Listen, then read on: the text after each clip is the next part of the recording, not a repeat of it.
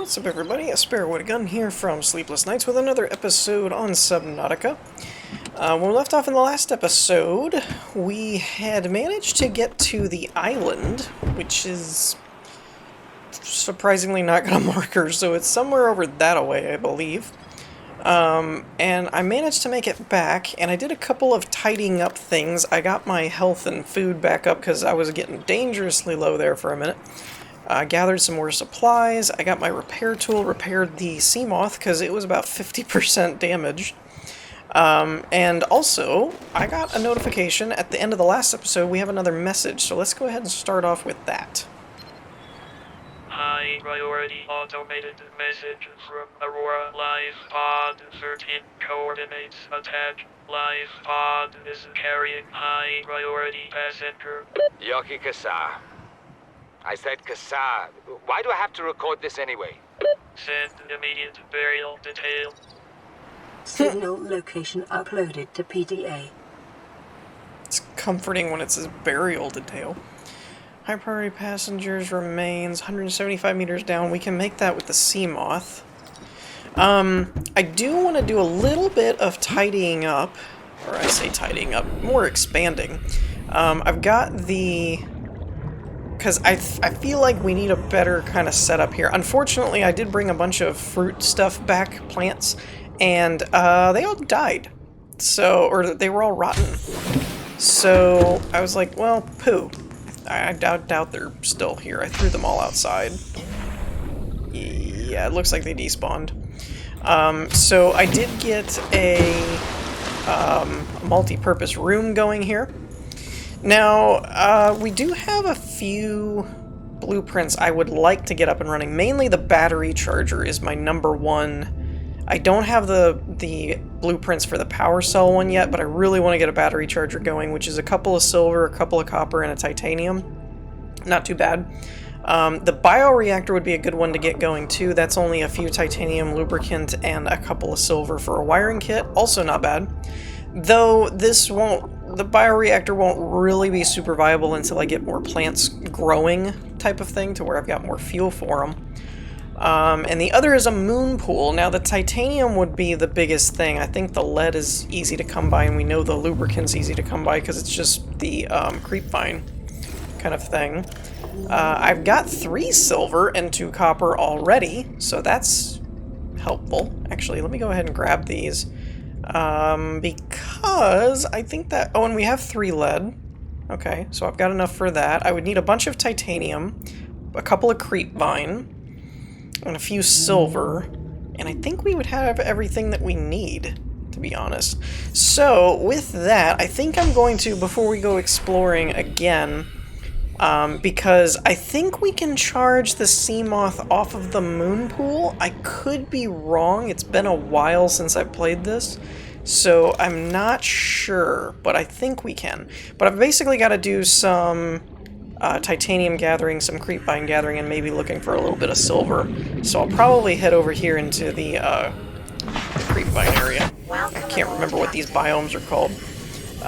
Though, with the rebreather and everything, it may be more advantageous to just head down to the red grass for the silver. Anyway, either way, I want to upgrade the base a little bit and get our setup a little more stable. And then I will head over that away to the priority message and see what happens. So, in the meantime, I will be back in a moment. Okay, here we are back again in the life pod, and I've gotten a little bit more done, but while I was also gathering up some materials, I also got another message, so I wanted to go ahead and listen to that in the interim, and then I'll show you what we did. Aurora, we're approaching the planet now. We have a landing site for you that's... well, it's better than the alternatives. We've sent you the coordinates. It'll take us a couple of days to align our orbit. We should be able to establish direct contact with you during that time. Then we're coming in to get you. Cross your fingers, the weather holds. And don't leave us waiting. Sunbeam out. I kind of like how it says it'll take us a couple days, and the timer's like, you've got 40 minutes. So I think that's kind of comical. So yeah, this is the new setup at the moment, and I have enough titanium now, I should be able to finish what I was starting over here with another multi-room. And hope the structural integrity holds. I wasn't really paying too much attention to that. I think we've got enough. Oh, nope, we do not have enough. Okay. Let's see. Where's the foundations? I need 2 more lead. Oh, that's going to be a problem. I have 3 lead. 2 of them were going to this guy. So that's going to be an issue. Though lead shouldn't be too hard to get. Where is... I'm going to throw this in ore at the moment just because I don't really have a better place for it.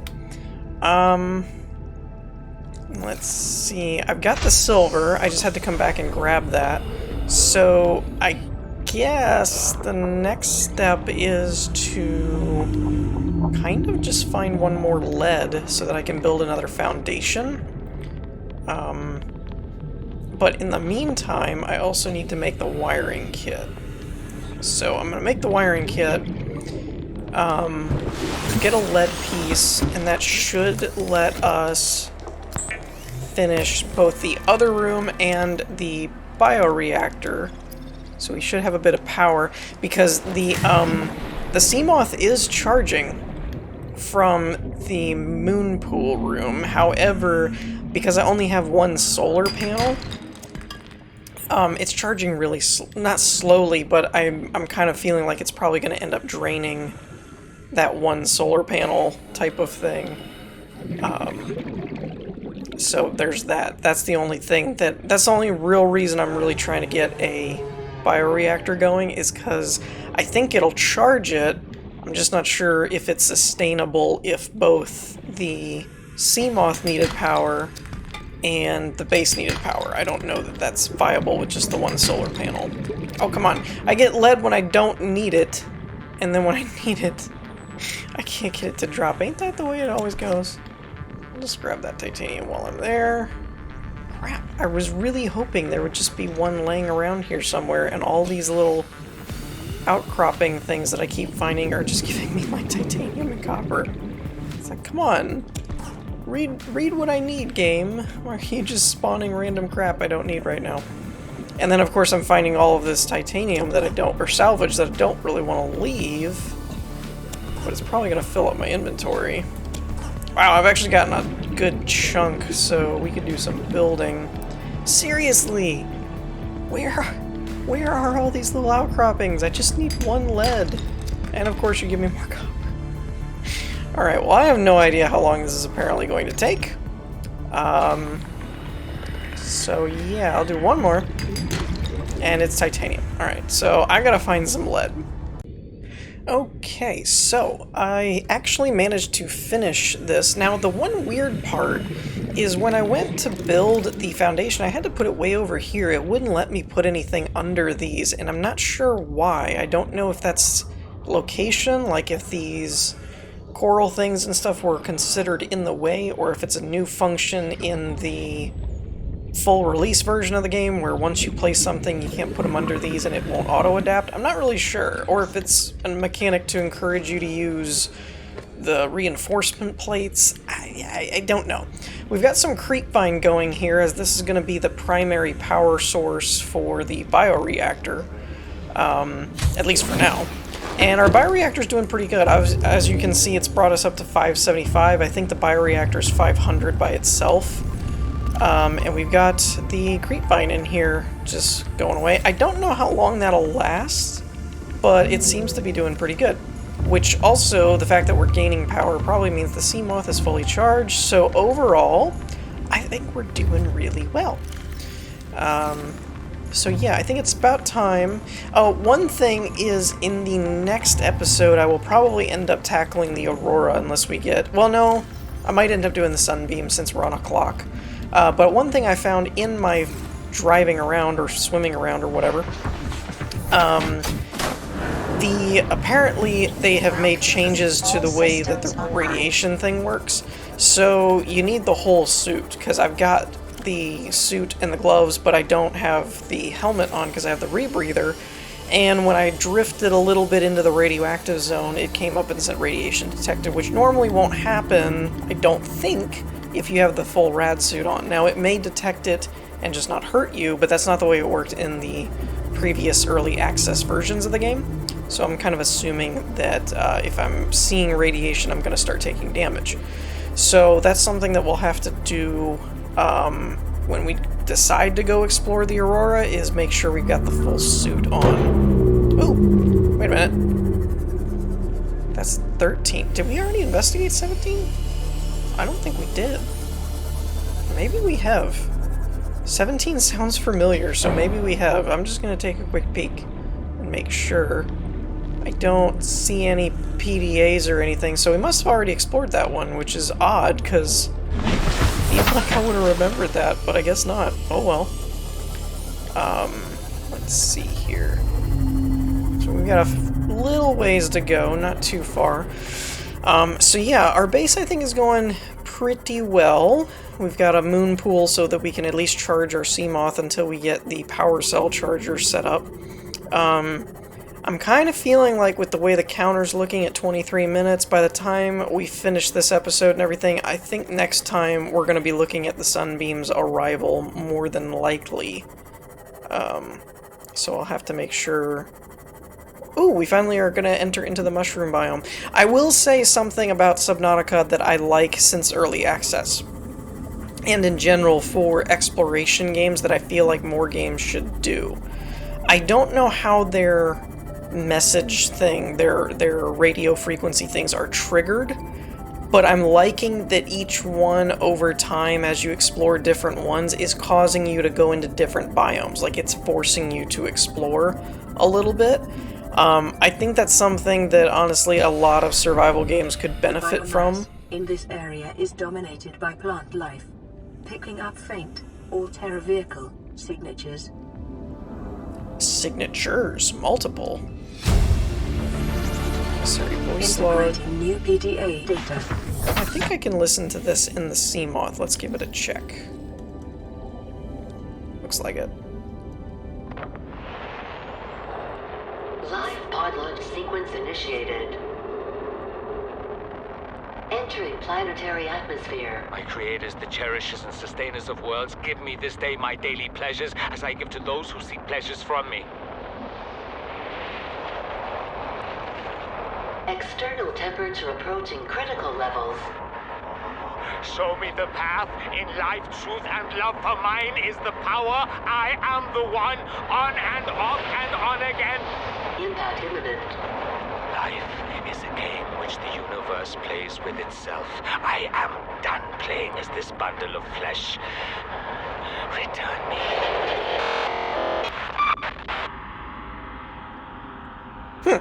Okay, so that's not your standard soldier type response there.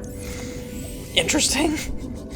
Now, from previous experience of playing through the game multiple times, or at least the early access versions of them, unless they've changed something, since I'm already here, I may want to grab some lithium.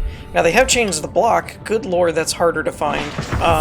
Lithium, for those of you that don't know, in early access used to be a glowing purple crystal thing, and at night it was super easy to find, especially if you use the trick where you turn grass off, and then you could see kind of the random stuff. But now it's apparently this probably more accurate but also harder to find like square rock thing. So that's going to pose a bit of an issue in terms of finding more of it, because that is a lot harder. I was not expecting that. That's a lot harder to find. I was figuring I'd just float around till I saw all the glowing purple crystals. Ooh, what is that? That looks like a blueprint. A power transmitter. I don't remember that. Is that one of those like relay things? I think they added relay stuff later.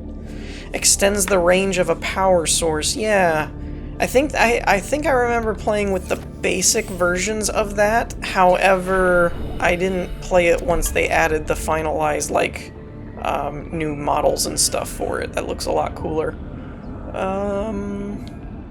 Man, I was not expecting this to be so difficult to see. I was really like, we'll just come through here and pick up like a bunch of different lithium stuff and be on our way. And now I'm like having a really tough time finding any because I can't see it. Can't see it. That is a creature egg, which, for those of you that have already played through the game, I don't really... Ooh, what is that? Blueprints. Cyclops. Here we go. Now we're talking. It's 3 blueprints for a Cyclops. However, I am more than likely going to... Wait. Now that I think about it, you can't park the Cyclops in the moonpool, so it doesn't matter. It's only for Seamoths and prawn suits. I was like, I'm gonna have to move my moonpool room to park and I was like, wait, I don't actually think that'll fit in the moonpool, and then I was like, no, I don't have to move it. So yay, that's cool. Alright, I've probably got enough. I was just gonna grab some while I was here because I know some later things require some lithium. So that should be... Now, oh yeah, by the way, it also helps when you're looking for lead to look in the right outcroppings, because apparently it drops from sandstone, not limestone. I did not know that. I thought it dropped from regular limestone. It does not. So that would be part of the reason I couldn't find any. I know that some of you are probably already in the comments telling me where I should be looking, but I figured it out. So, yeah. I think that's probably most of what we're going to be able to get done for this episode. I'm really thinking... I don't remember how long the Sunbeam sequence takes on its own. Again, I remember the early rough versions of it, but... Ooh! Have I visited this one already? I also need to find the blueprints for a laser cutter, because I really want to get a laser cutter before I think about going over to the Aurora. Wow, frame rate. What's going on here, buddy? But... Wow, seriously. You guys are probably seeing it. When I look this way, this is fine. This is fine. This is not. If you were wondering where the frame rate is coming from. And no, I'm 95% sure that's the game, not my system, because honestly, my system's pretty good at this point for most modern stuff. As we get into newer, like, you know, games that are being built for 4K and PS5 and all that kind of stuff. I guess most games are being built for 4K, but running at 4K natively. You know, like, as the PS5 stuff and things come into play, then I'll probably be sweating a little bit more, but honestly, at this point, my system is pretty solid for most regular games at the moment. Where is the door to this place? Alright. I thought I had a door. I did not. But yeah, I really feel like... Wow. Full stop. Okay.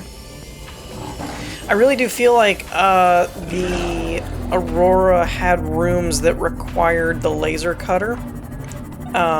So I don't think I want to go over there and try and tackle that until I get one. But I was going to make one off camera, and I realized I don't have a blueprint for it, so... I don't remember it. I feel like that should be relatively close to the starting area, but I just didn't find one for some reason.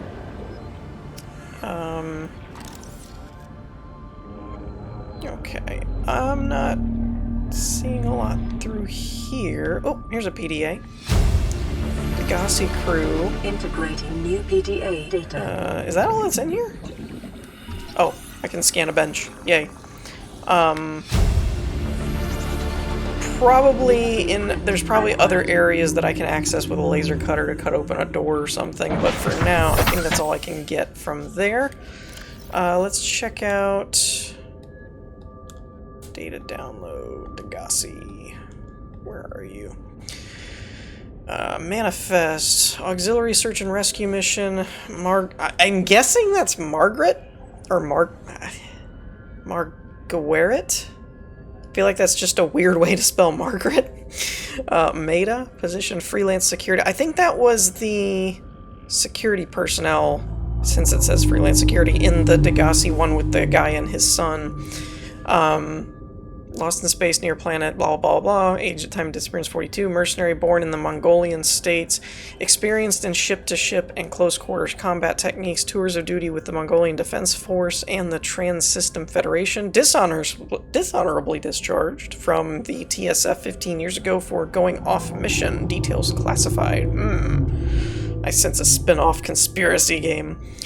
Emissary Kassar reports Maida was hired to accompany Paul Torgal on board the Degassi into uncharted space and defend the ship in case of assault by pirates or rival corporations. Okay, so Kassar was the guy that was like saying the prayer thing in that last audio clip that we had.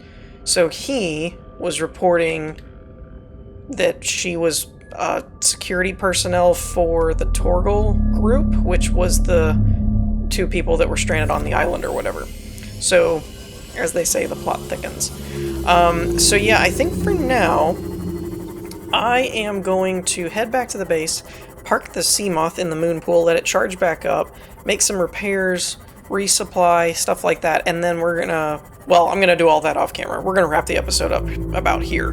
But I think in the next episode, we're going to go ahead, since we only have 13 minutes on the clock, we're going to go ahead over to the Sunbeam rendezvous point. And I believe that's a facility island place that I haven't gone to in this playthrough, so we're going to take some time and explore it a little bit, and then hopefully be there when the ship arrives.